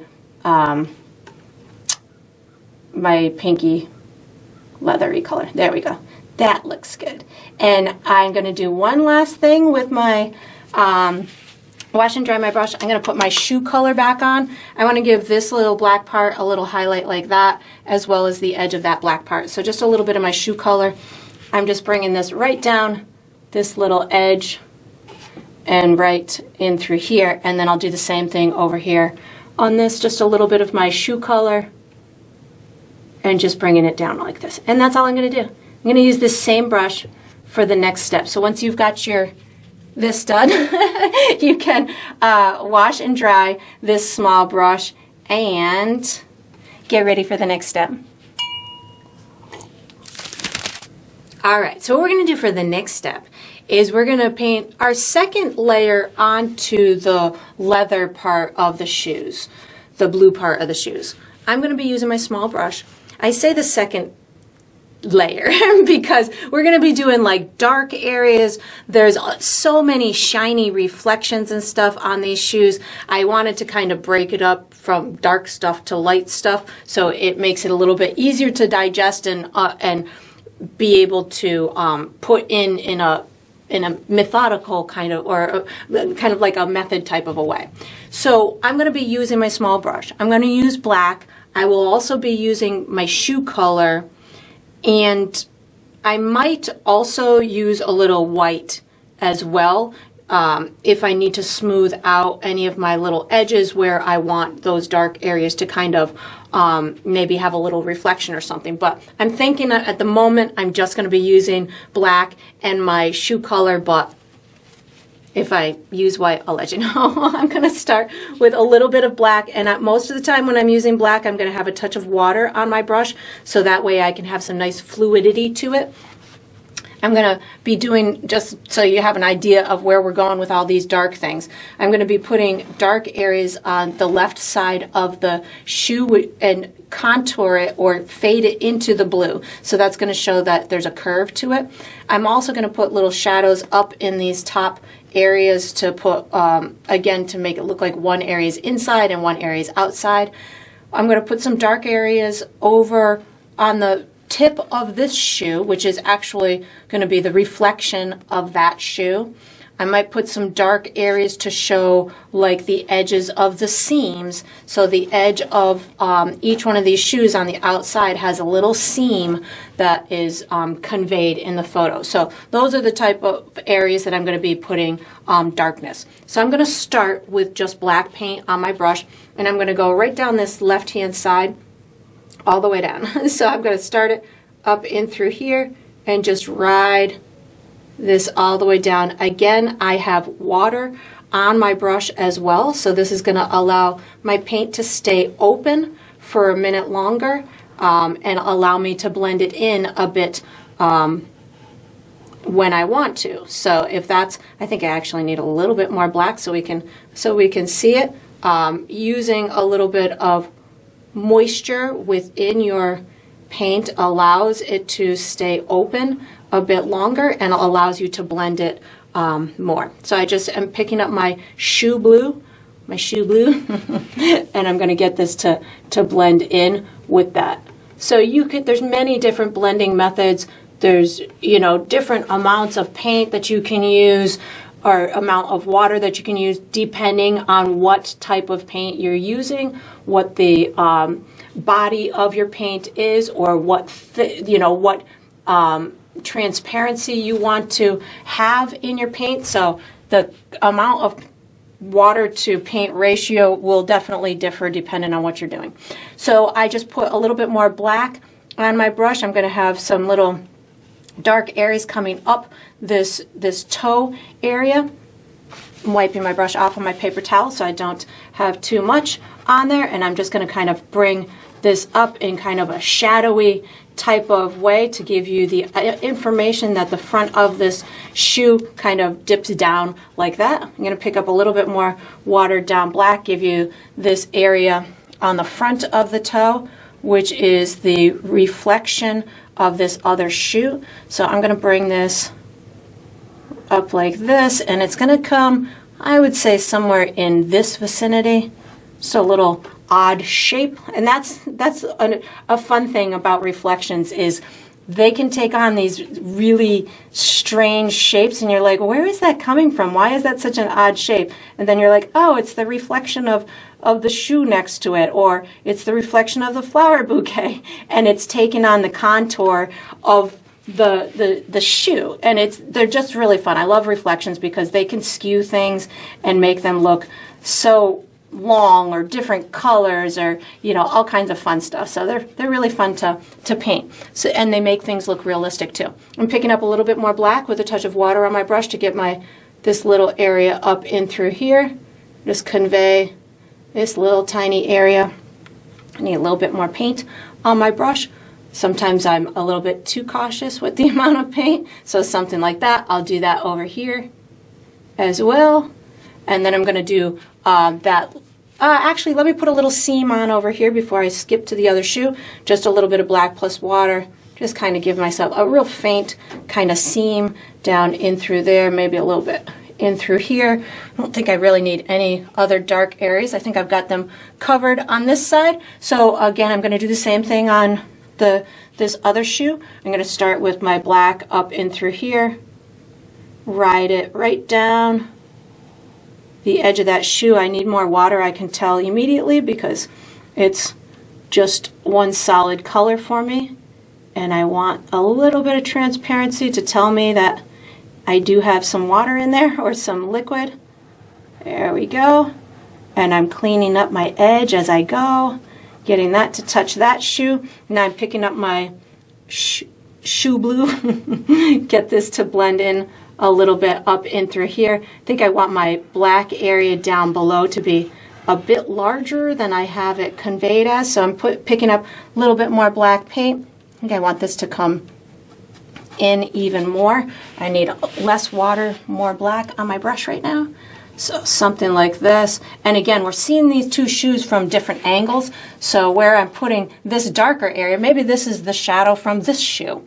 It's just I'm emulating what I'm seeing in the photograph, and I didn't take this photograph, so I'm not quite sure where the light source was set up. I'm not quite sure, if there's other objects within the room that are casting, shadows on things. I just picked up some of my shoe blue to get this to kind of blend out. So I'm just kind of emulating the information that I'm seeing in the photo. I'm picking up a little bit more watered down black paint, give myself a little seam right in through here, similar to how I have it on the other shoe, like that. And then I want to put a little bit of darkness up in this other toe area, but it's not like this one. It just seems to be, I'm picking up black plus my shoe blue. It just seems to be, I need to connect this little section with the top of the shoe like that. Maybe a little bit more black. As I'm doing, I'm like, that's not enough. I need a little bit more black in through here. And I'm going to be cleaning up all those little edges around the shoe on the next step when I finish all the details. What do I have on my brush? Oh, I want to do this thing down here. So this is where I have a little bit of black and I have a little bit of the shoe color on my brush just to give that contour down at the bottom of that shoe or the bottom of the toe area in through here. And I'm thinking that that's pretty, that's all I need to do for the dark areas. Maybe just a little bit more back on these, on the back side of the heels. A little bit of water is going on my brush. Smooth that out just a little bit more. There we go. That looks pretty good. Maybe a little bit on that up in through here. Just getting all these little shadows in place is to me what's gonna really sell this as a rendition of a photograph. And you can, of course, you don't have to take it this close. You could certainly make yours looser and more painterly. That's going to be wherever you want to take your own painting. That's up to you. And then we're going to use this same brush for the next step. So once you've got your dark areas in, you can wash and dry your small brush and get ready for the next step. All right, so what we're going to do for the next step is we're going to do the third step on the shoe, but it's going to be the final step. We're going to finish the blue parts of the shoe. I'm going to be using my small brush. The colors that I'm going to use are my custom blue, white, cobalt blue. I'm going to be using some of my flower colors, so definitely maybe my light yellow and maybe that light orange. And I think I said white also. I think those are all the colors I'm using. Maybe, I think that's it. I will call them out as I use them. I'm just using a little water on my brush right now to get rid of some of my chalk marks. So as I go through this, if I feel I need to do any little final touches. So what I'm going to do, I'm going to be cleaning up all of my edges. I'm also going to be adding all the shiny parts to the shoes. So the shiny parts are not only going to include the form of the shoe, like how it bumps out to the viewer, but it's also going to be reflections of things around it. So like we started this little reflection here, which is, now that I'm like really studying it, it's like this part of the shoe. And then right on here, there's a reflection of the flowers on this part of the shoe. Same thing with over here. On this shoe right in through here, there's going to be a reflection of the flowers. So I'm going to incorporate those colors, and that's how these shoes are going to look super shiny. What I'm going to first do, though, is I'm going to clean up all my edges. I'm going to use my my custom blue and maybe a little bit of white on my brush at the same time, just so I can have maybe a little tonal shift every now and again. So mostly my custom blue plus a teeny tiny touch of white. And this is where, oh, and water. Water's my savior when it comes, just a little tiny bit. It's my savior when it comes to cleaning up edges because, again, I have a really shaky hand. So as I go through this, I know that, you know, I have lumps and bumps everywhere. And the water, when I do this second pass or the liquid medium or whatever you choose to use as a liquidifier, helps that paint kind of sink into the crevices of the canvas, and it helps to kind of smooth out those edges a little bit. So in these dark areas, maybe I picked up a little bit of my custom blue plus a touch of white. You can really have fun with, you know, where this came light, maybe I make that a little bit lighter. So that's what I did for that one. I'm going to go ahead and do this edge over and through here. So again, this is my custom blue plus a touch of white and a little bit of water on my brush. And I'm just going to kind of go around these edges make sure that they are as crisp as I want. And if I come across an area where I'm like, oh, I don't want to bring my shoe edge right to there, like I see this area in through here, I could probably use another layer of colored part for the inside of the shoe. So you could certainly, if you come across areas like that that you feel you need to kind of tweak a little bit and make a little bit better, you could certainly do that. So I might go back afterwards, and if I need to, after this is done, I might just shoot down another little layer of that inside color. But I'm thinking this is looking pretty good right now, so I'm not terribly concerned at the moment. And I just kind of keep flipping back and forth between my custom blue and a little bit of white. Just bring this as close to that unfinished inside as I possibly can and prevent myself from doing further work later. There we go. That looks pretty good. I'm going to flip over to the other shoe now just to get this little edge. And again, this is just my, you know, my little touch-up pass on these edges, because I know that when I was doing the inside of the shoe that I really was, as I was explaining, I was very carefree with how I was painting, and that, whoops, I can't talk and paint apparently, and that means that I bumped into the edge of my shoe with the inside colors. So as I'm finishing this, these are the areas that I definitely want to go and pay attention to, because I know that they're going to look unfinished unless I hit them with another layer of paint and clean up those edges. Even over here where it's pretty darn wobbly because of my awesome hand, I can come down here and, you know, make my little fiddling adjustments, and as I come down towards this brighter part, I can add a touch of white to my color combination, and then that pops that out a little bit more. And again, I don't strive for perfection. If you need to, then you can certainly take longer at it. So now I'm going to start hitting my other highlight parts. I'm going to start with my real light areas, so I know where I want those bright, bright, bright places to go, and then I will work my way into the mid-tone of the shoe. So I'm going to actually take my cobalt blue and add a touch of white to it. So I know that my custom blue that I created earlier has black in it, black and white, which is gray, and that's going to dull down the cobalt blue. And I want some of these areas to be very bright with this blue. You could even, if you wanted more of like a little tiny bit of a teal color, you could add a touch of yellow to it. If you wanted to, more of like a bright phthalo blue type of a color, that's up to you. And then once I've got that color established, now I say, okay, where are the brightest areas on the shoe? So I have a super bright area in through here. So I'm going to kind of lay this down.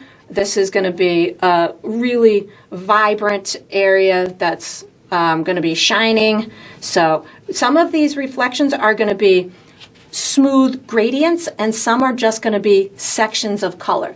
So like there's a bright area in through here, but yet it kind of splays out from side to side. So as I'm doing this, I'm just watching the color pattern on the photograph so I can emulate what is happening in that actual colored area.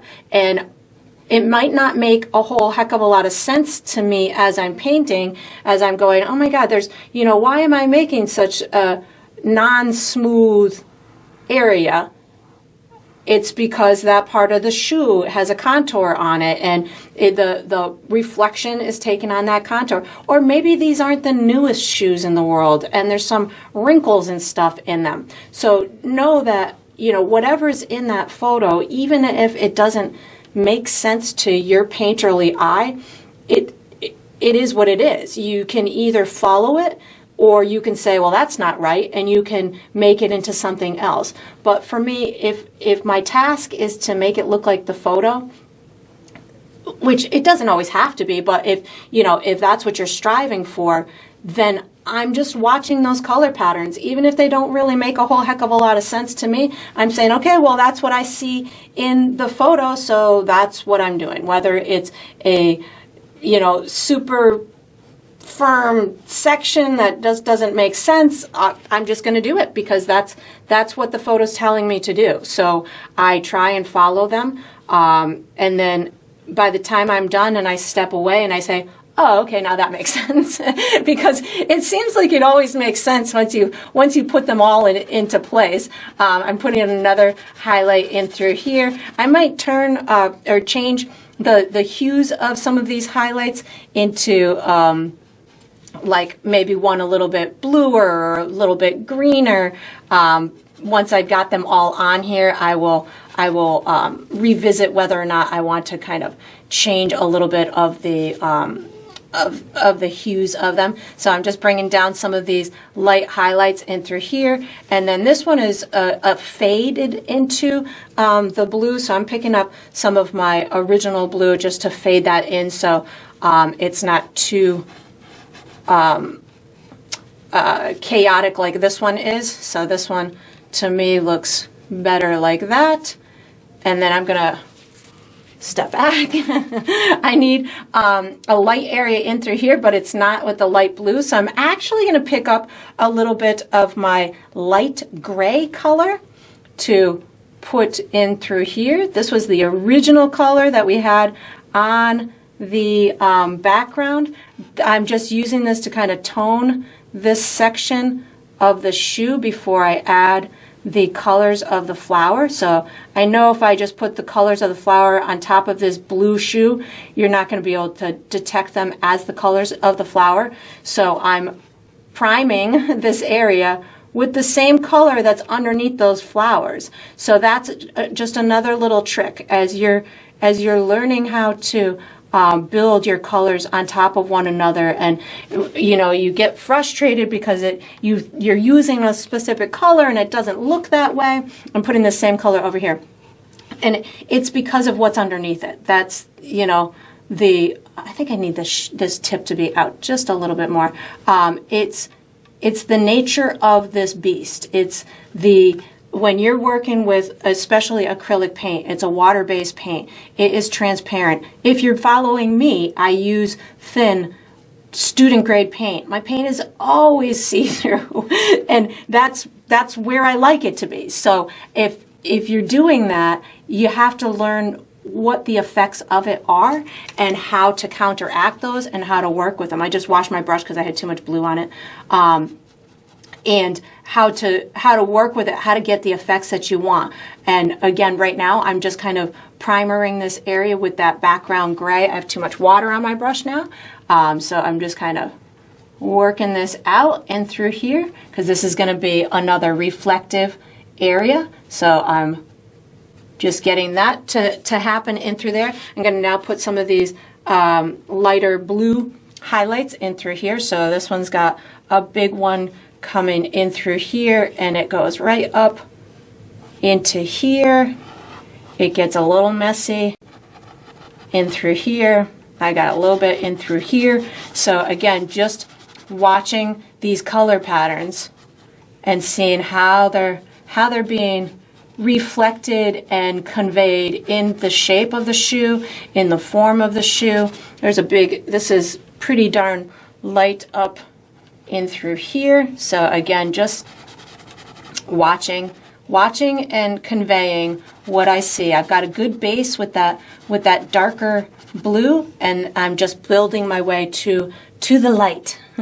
And I just keep picking up that lighter blue version. I've got a big highlight on this part of the shoe in through here. And again, I'm going to be adding additional highlights and finishing up those blue areas, but right now just kind of want to get my bearings straight with where all of these highlights kind of converge. This one kind of comes down at a little bit of a point somewhere in through there. This is just a big light area.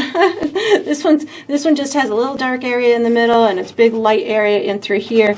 another light area in through here. So again, doesn't make a whole bunch of sense in my visual place, but again, I'm just following what is in. I mean, and again, it does make sense, but when you're painting it, it's like, maybe I like that, maybe I don't like that, maybe that doesn't make sense to me, maybe it does. So that looks pretty good. I'm just now, before I go for those real big highlights, I'm going to put a second coat of my the darker blue in the areas that I haven't touched yet. So this is just to make sure that they are in fact fully painted. So it's really just these back heel areas. I can see some of them look like they're a little unfinished, so I just picked up some of my dark blue, that custom dark blue. I'm going to wash my brush because I feel like I had a little bit of the light blue on it. Just a little bit of that dark blue just to make sure that those are fully painted. I'm also going to put a tiny bit, I'm picking up that lighter blue right now. I'm going to put a little bit of a highlight right here. And is that the only area that I wanted to? Yeah, I think that looks good. So now what I'm going to do, while these are kind of resting, I'm going to go tackle these real reflective areas that are going to take on the flower color. So I'm going to just pick up a touch of my light orange. I washed and dried my brush. Just going to pick up a little tiny touch of that, stick it on there, stick it on here, just blend it out a little bit. And I'm not going to have to do too much to these guys. I think, and that's not going to need much at all. Maybe just a little extra white on my brush just to kind of get a little extra shine. Oops, that went too far on me. A little extra shine. And again, if you feel that you want to do anything more, feel free to do so. I'm thinking that's pretty good. Yeah, that looks pretty good. So now I'm going to hit these real bright areas here. I'm going to start with a little bit of white on my brush, and I'm going to get, I don't want to go all the way white yet. I'm just going to go another lighter shade of blue. So I'm going to take that light color that we did, and I'm making another lighter shade. I really get nervous, not nervous, nervous is the wrong word. I really am reluctant to go white too soon on any painting, because I've made the mistake of doing that too many times, and I don't like to have to backtrack. So for me, I will just build these slowly. So I just made a lighter shade of blue with a touch of yellow in it. So this is going to be a little bluish, greenish. Oh yeah, that's going to be nice. There we go. We got that. All right. So now I'm going in for my super brightest spots. So we're gonna have one in through here, and this is where I'm going to be a little bit more careful. I'm going to blend it out a little bit more. I'm going to pick up some of that light blue just to get it to kind of speak to that area in through here. So this is my super light blue with my light blue. So we'll call it just, we've got varying shades of light blue happening on here, just so we can get this really nice bright highlight happening in through here. That looks fantastic. Just making sure it does what I want it to do, maybe a little bit extra up in through here. So again, I'm going with my light blue and my medium light blue.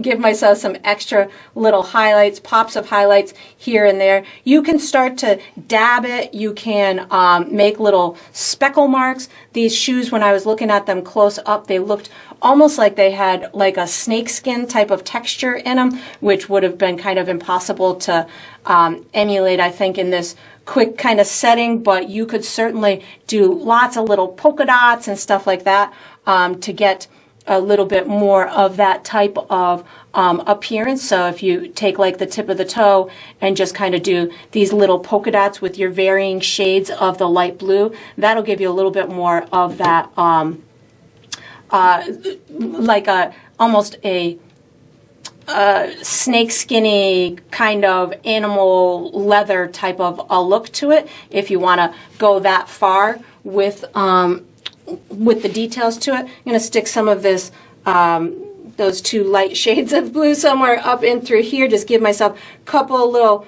extra pops of highlights in through there. This is looking pretty good up in through there. I feel like I need to just put a little line of my blue right in through here, like I have not finished that part. That looks good. I'm going to pop over to this shoe. So this is my light blue going right in a similar area, right in through here. I'm thinking is pretty darn good. And then just kind of tapping it out, letting, I'm going to pick up that mid-tone blue that we created and just kind of get it to tap out and intermingle with it.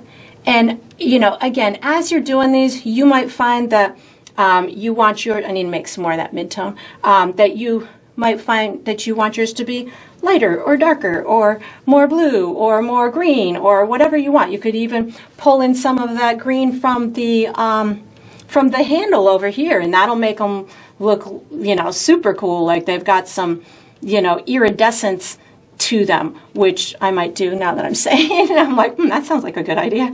But like right now I'm doing that little speckly look to it again. So this toe matches that toe.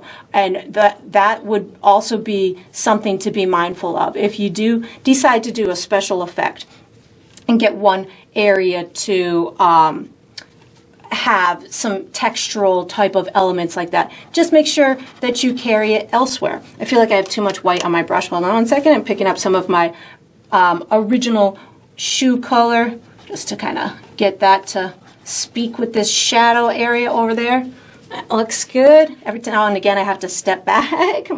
Picking back up the lightest of the light blue. Give myself another little highlight in through here.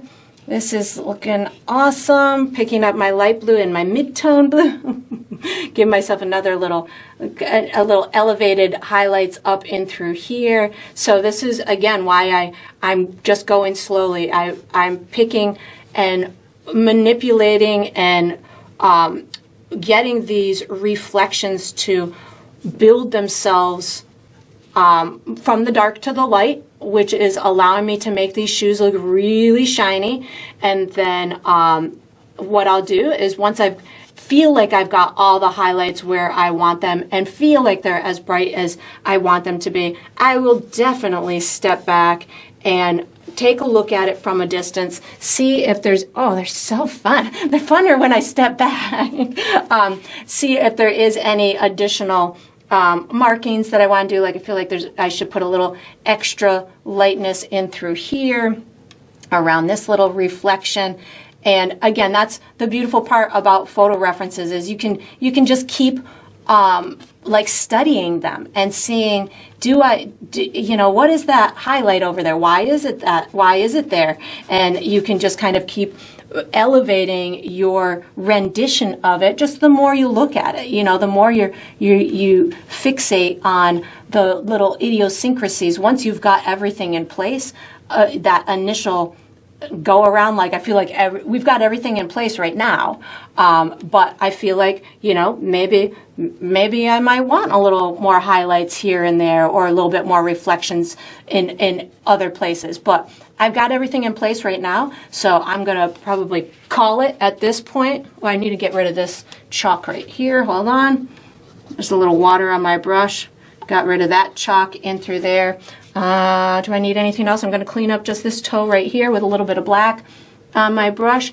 And then, again, I will step back from mine, see if there's any little things that I want, any little additional things that I want to do. I'm thinking like they're looking pretty fancy as is right now. But that's about it, I think, for this step. So once you've got yours to this stage, we're going to use this same small brush for the next step, so you can just wash it and dry it and get ready. All right, so we are on to the final step. This is the final step of every painting, which is to sign it. So I typically sign mine in the lower left or the lower right. I'm going to be using my small brush. I think I'm going to go bottom left on this one with black paint.